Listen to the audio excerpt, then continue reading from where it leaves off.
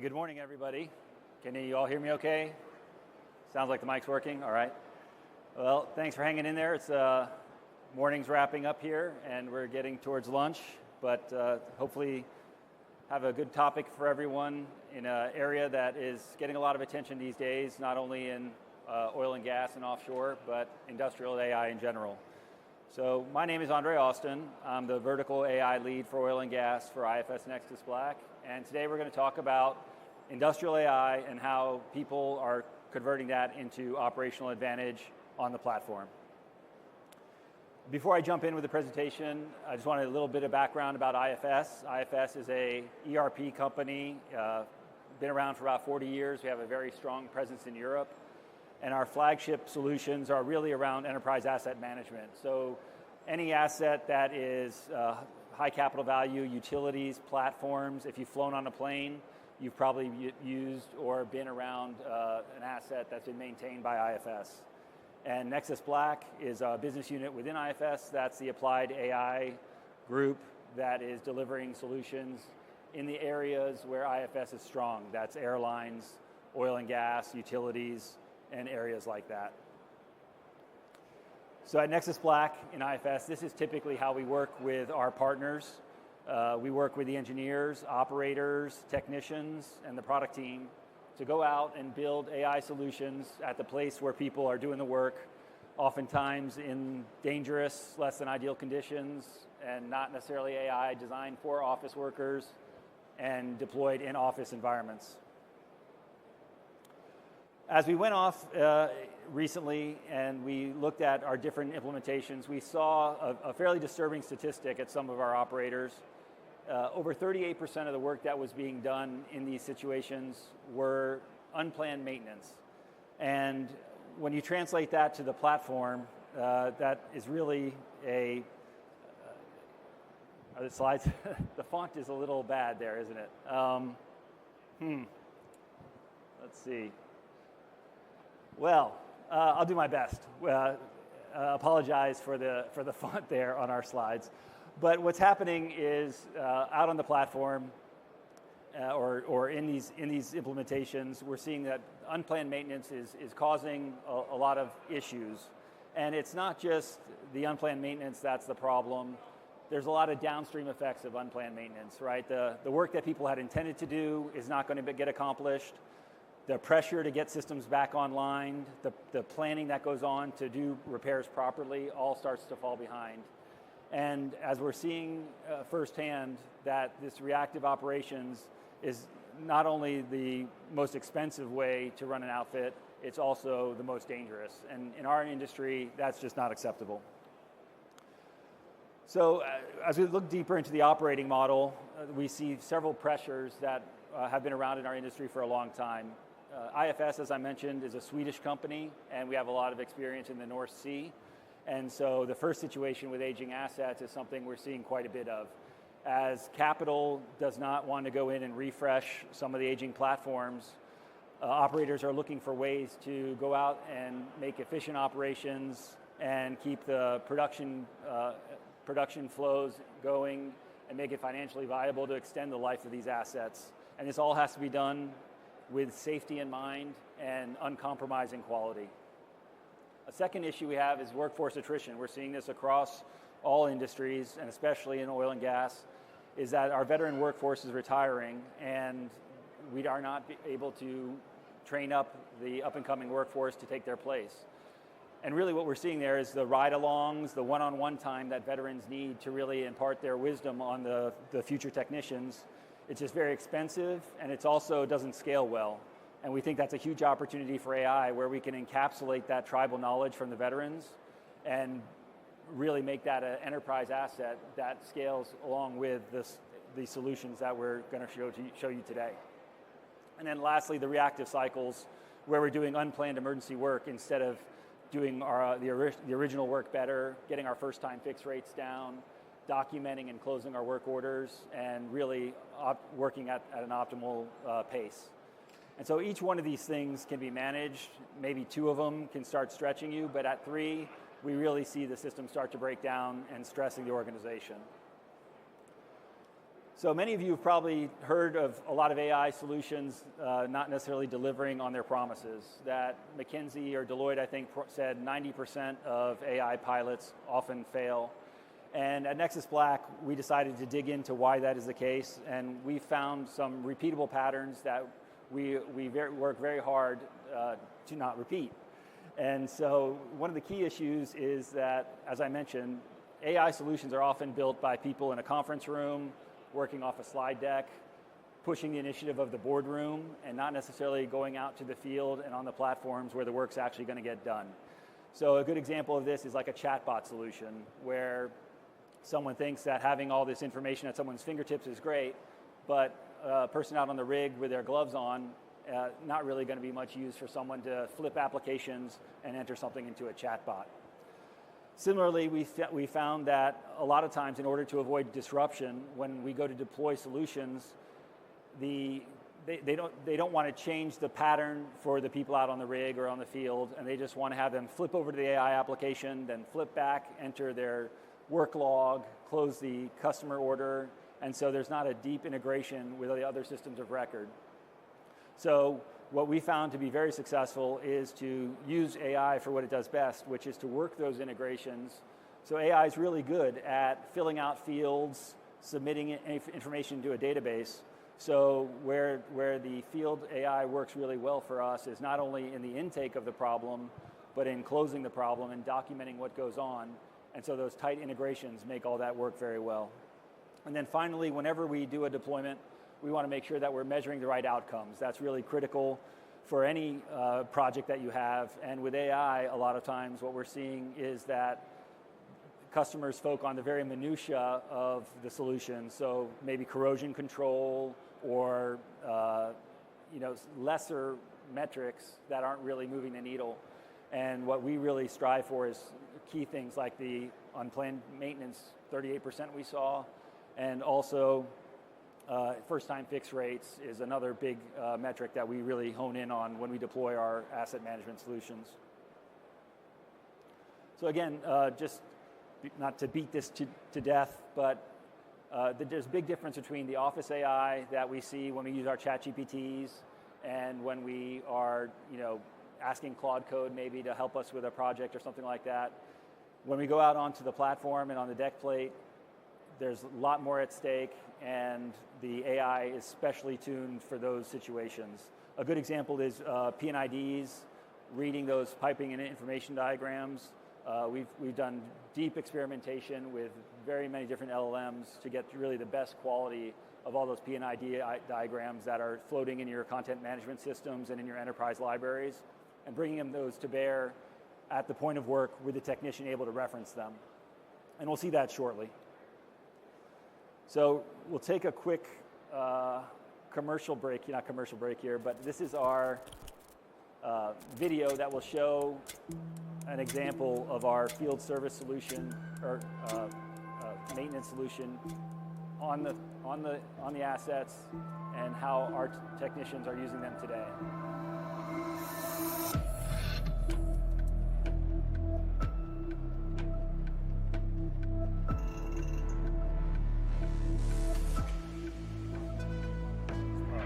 Sure. Oh, I didn't realize I was blocking this.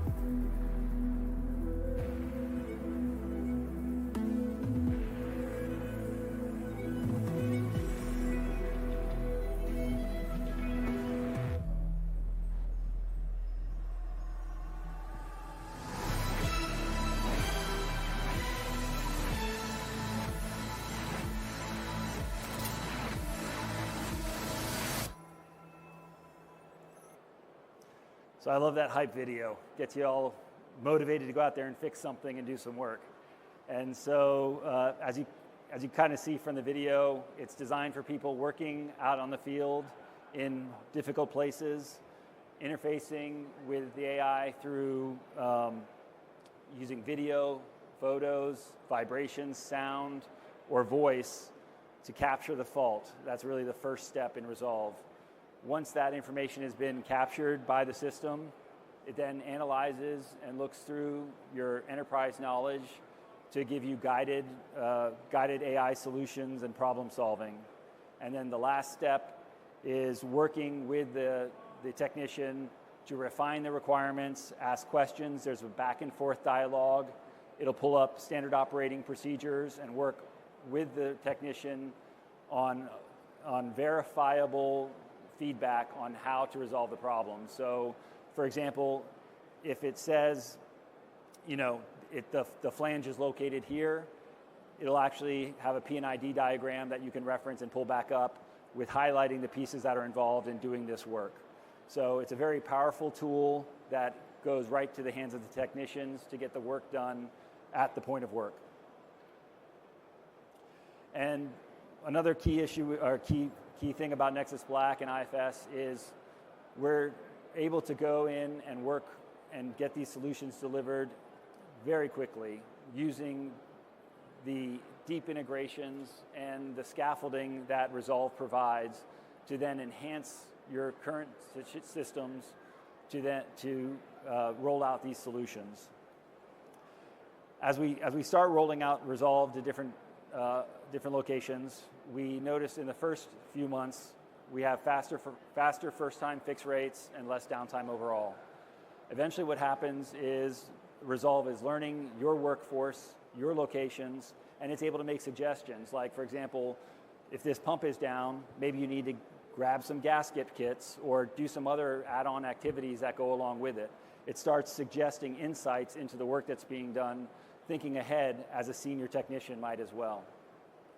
And then as work orders are completed and information is fed back into the system, that expertise becomes memorialized in the corporate assets and in the corporate repository so that the system can grow and learn and keep getting better with time. So as we saw from the video, and usually we like to use a demo, but the video in this environment might be a little bit better. It's a multimodal fault capture. So if you're not in the AI world, multimodal just means you're not typing into a chatbot, as I mentioned. You're using your phone for video or capture. If you have a headset, a lot of sophisticated operations might be able to capture from the headset, and your voice can describe the problem as well. That gets translated into the system and identifies the fault as the first step. Then, once the fault is captured, we go into the existing systems of record. It looks in the enterprise asset management solution, the change management systems and maintenance systems. And those embedded integrations really give all the context in finding out what the problem is and how we resolve it. That font came and got me again. And so again, we try to avoid the pilot trap and build deep solutions that are integrated into the enterprise asset platform. And another thing with IFS is that we have domain knowledge. We've been helping our partners and operators run these systems for years, and we have the expertise to get out there and bring these ideas to reality. So again, pardon for the font, but a good example that we have would be on a platform in the Gulf of Mexico. There's a gas compressor, there's SCADA information being pulled from it, but we often see a lot of false positives with SCADA, but you can also have situations where the SCADA information is not tripping a fault. And so no one goes to look at this piece of equipment and no one detects the potential loss. And so Resolve is able to collect a myriad of signals about that device. If there's a vibration sensor, if there's video, if a person's walking the floor, they can take video, and it will combine all that to put together, to define the fault method and the criticality analysis that's going to bring this. Do we need to do a work order? Should we accelerate the maintenance schedule? When's the last time this was inspected? And that will all come through Resolve to make a decision. Back to our North Sea, as a Swedish company, we are often out working with platforms that are trying to extend end of life. Those platforms tend to be very old, sometimes 30 years. The equipment on it does not have the instrumentation that you would see in maybe more modern platforms with more modern connectivity. They've been upfitted over the years, but the core engineers that have built them are long gone, and the documentation is often scattered and in knowledge stores that are very hard to get to. So again, this is where Resolve is perfect for mining that corporate knowledge and bringing that information right to the fingertips of the person doing the work, and using video. Again, if you take a picture of something that has an asset ID, it could pull in that asset tag. It can look at not only the pump that they're working on, but other pumps on the asset, on the fleet, or across the enterprise, and see if there's a common trend that can be resolved. I'm going to skip this. I think this is a video of someone actually reporting a fault and going through the process, but I think we got the gist of it from our previous video. So how does all this AI come together? AI is not magic. There's no silver bullet or secret weapon that is going to make one AI solution far superior to another. Really what it takes is consistent and disciplined engineering behind the scenes to assemble all the information that we're trying to leverage at the point of work. We've done a lot of experimentation and engineering around piping and instrumentation diagrams. We feel that that's a huge advantage that Resolve brings, where we can actually interpret those diagrams and find actual parts and schematics that are involved in solving the day-to-day problems. Again, we have deep integrations with maintenance systems, work orders, the standard operating procedure libraries are brought to reference, and as Resolve proposes solutions, all those pieces of information can be referenced and are proven out. So if there's a risk of hallucination or there's a low confidence opportunity, then the technician can go in and drill in and see why or how something was recommended to them based on actual domain knowledge. And like many things in the modern era, the sensors, the time series information, SCADA information gets fed into this contextual knowledge layer, and that becomes the backbone for not only Resolve as an AI solution, but all other AI opportunities in your organization. And Resolve responds back with the guided fault resolution. When it's completed, we can work with the technician to get the root cause analysis. That will then get documented back into the system, can suggest inventory and parts that might need to be reordered and restocked, and then also can make recommendations to repeat this work or detect common patterns across the asset in general. And this is the real power that we're seeing when Resolve gets deployed, is we start building up this knowledge base of how something was fixed. So just like we could take a video in the beginning when we're detecting the fault, when the work is completed, the technician could take a video or a picture, speak back into the platform, and that becomes captured in part of the resolution in the work order, and can give input onto what to do next. For example, let's notify the next shift that we should add this to the safety briefing, or when the next helicopter comes out, make sure this technician is involved to come in and take a look at this while this has been repaired. So really the AI not only can do the work at hand, but then it can suggest next steps and insights into how to do this over in other areas and add more value along the way. And a common theme that we're seeing as we go into different organizations is they're worried about humans being replaced with AI. And really, especially in tough industries like oil and gas on the platforms, I think we're pretty far away is a relative term, maybe 5 years, 10 years, I don't know. But it's going to be a while before there's a real push, I think, to remove humans in work environments like a platform. But what we are seeing is that the capabilities and the experience of a veteran are being transferred to the younger fleet at a much faster pace, and it's bringing better quality work and giving people the ability to do much better first-time fixes and have experience that, again, in traditional methods where the veteran has to ride along with the young tech and teach them things, I mean, there's only so many people that can ride along at one time. And so really, by getting that flywheel of information back into Resolve, we're able to leverage the expertise of the 30-year veteran a lot faster, and not only at one location, but across all sites. Here's some actual numbers on a site where we deployed Resolve. Savings of approximately $8.4 million a year. That font just comes up in all the weirdest places. But yeah, we reduced the emergency-driven unplanned maintenance, had much less unplanned downtime, had faster diagnostics to resolution, and was able to really capture the knowledge of the few experts that have been with the asset forever and deploy that knowledge much more broadly to the overall crew. Some lesson learned, and whether you use Resolve or you're off on your own AI experimentation, I think these are worth noting.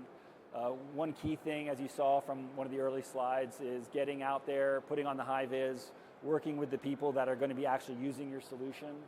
And that's a very common theme for Nexus Black. Almost all of our engineers have been on location, working with the people that are going to be using the tools and understanding the problems at hand. The deep integrations. So what AI is really good at is that unstructured data, interpreting information from a human and applying it to overall structured data sets. And so those deep integrations to enterprise asset management, work orders, inventory, really those integrations are your lifeblood to feed into the AI to make good decisions. And then a third thing we've seen is a lot of times people wait for the perfect opportunity or perfect data to get something started.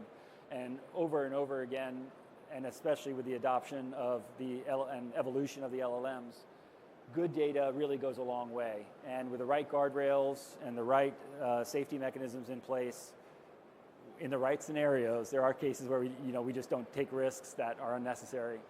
But having not perfect data and perfect answers really can get you very far along.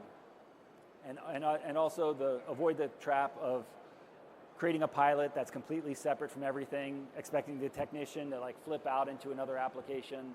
Those deep integrations will keep you on track. Otherwise, the technicians are going to keep doing what they've always been doing, and the AI is just a separate extra work layer. And so with Nexus Black and IFS, this is a typical kind of fast on-ramp process that we do. Once we get Resolve deployed within the first 2 months, we see improved first-time fix rates, faster diagnostics. By months 3 through 6, we're already seeing the predictive maintenance cycles predictive maintenance go up and the emergency maintenance cycles go down.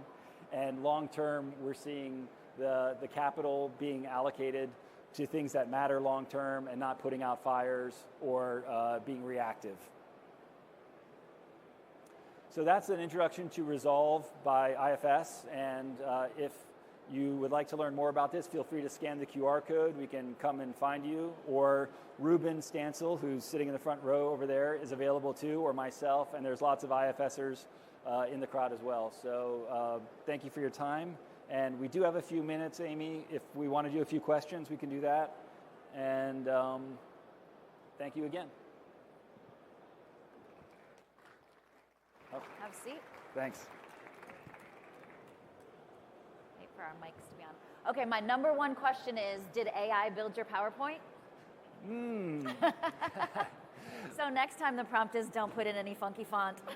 Well, of course, yeah, we are an AI-first company, and absolutely we're going to go to AI to help us build those resources. Absolutely. Lesson learned on the human is to check the work. So, right? Proofread that so AI I went through the every first 2 slides, and I think the third or fourth got me. So apologies again, and thanks everyone for bearing with us. We've all been there. We feel your pain, for sure.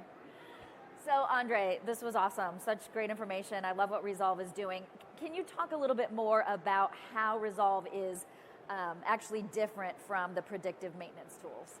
So a lot of the predictive maintenance tools that we're seeing hit the market are very much focused on time series data, SCADA information, and collecting, predictable kind of machine learning applied AI type things where there's bands of correct and incorrect behaviors that are being monitored.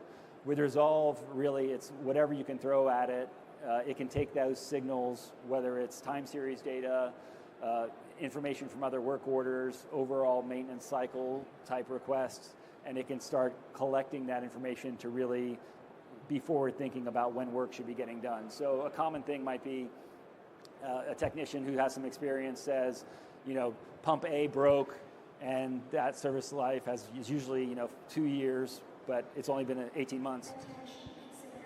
Maybe we need to start looking at the other pumps on the floor. And so that's where Resolve can come in and make suggestions like other pumps are going to need to be looked at.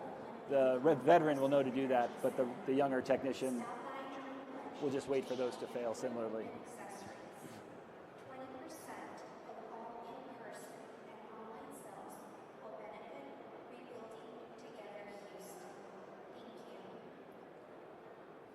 Okay, 1 minute. Are you done with good. that question? Yeah, You're good with that one? Okay, I want to talk a little bit about connectivity. Obviously, offshore connectivity, it's patchy at best. So does this work on low bandwidth or if you have intermittent satellite? Yeah, so really, patchy is probably the worst possible scenario when you're dealing with connectivity issues. Sometimes having no connectivity is better than having patchy, right? Because you're on, you're off, you're connected, you're not connected. So really what we're seeing is in the cases where it's patchy, which is the worst case, it's really driven by the equipment on location. So we have done a lot of experimentation with local models and bringing that corpus of data on location. It's really about hardware constraints and what your use case is with your technicians. So obviously you can't bring down a full ChatGPT or Anthropic LLM to your handset to have it run locally, but there are hardware solutions and opportunities to bring those to the customer in ways that can be cost effective. And who owns the data? That's a good question. So being a European company, unlike us folks here in North America, data sovereignty and AI regulation is a little more sophisticated over there. And so we have our mandates to use the models that keep the data secure and following those compliance rules. But at the end of the day, we don't use your customer data to train our models or to grow like an ecosystem of knowledge to be leveraged elsewhere. So your data is your data. All that information stays with you and is used to make your operations more efficient. So I think it's fair to say that some techs, specifically the experienced ones, are a little bit leery of AI. They're a little bit nervous about it, a little skeptical. So how do you get this to be adopted? Yeah, and I think that might have been one of my slides with the font that was not well received, but the veteran techs are who we leverage to really proof of concept or prove out our solutions when we go out on location. And typically we've seen them say things like, I don't need this tool, but I can see all the people that I'm trying to teach up with, all the rework that these veterans are having to do because their underlings aren't necessarily able to solve it the first time. So the vets get on board and they see how when they solve a problem, now that's going back into the system, that's creating that training and information for the next guy that comes along. And so they really become our teachers, and they also become kind of our champions as they see the value that their work is getting captured and then can be repurposed in ways that the field has typically not been able to do very well. One of your slides, I know you addressed this a little bit. You talked a little bit about Maximo, IFS Cloud. Does Resolve replace any of those? So no, those deep integrations, we are an IFS company. IFS is an API first type ERP where we have deep connections into the solution using APIs, and AI loves that. But we can, at Nexus Black, we can connect to any platform that has that accessibility. So yeah, we have Maximo implementations, SAP, Oracle. If there's a MCP or platform that we can get our hands on and we can build that integration, that's our preferred choice. We don't want to rip and replace. The goal is to bring the intelligence layer to the point of work and leverage what's already there. And what happens when the model's wrong? So that's a real tough one. And AI, fonts, other things can go wrong, for example. And yeah, when it's a font, you deal with it and it's not the end of the world. On a platform with compliance, safety, and regulatory, it's a much bigger problem. And so we have confidence layers, confidence estimates on the fix that's being suggested when they're out doing the work. And we have those accountability and verifiable steps where they can go and click through the source records that give them that information. And so the standard operating procedures are referenced, and those are not going to be hallucinated. We're not going to make up some ideas about let's try and do this that's never been done before. So really, we're referencing the library of information that the model's trained on, and all those steps are provided back to the technician so that they can see and verify that they're doing things according to protocol. So, and that probably leads into this then, but how Resolve handles regulatory compliance. Yeah, so Resolve itself is not a regulatory or compliance tool. It does have the ability to, so for example, if there's a safety concern or something happens, and you have those integrations, you could say, hey, let's add a note about safety here, or contact the safety officer, or do something.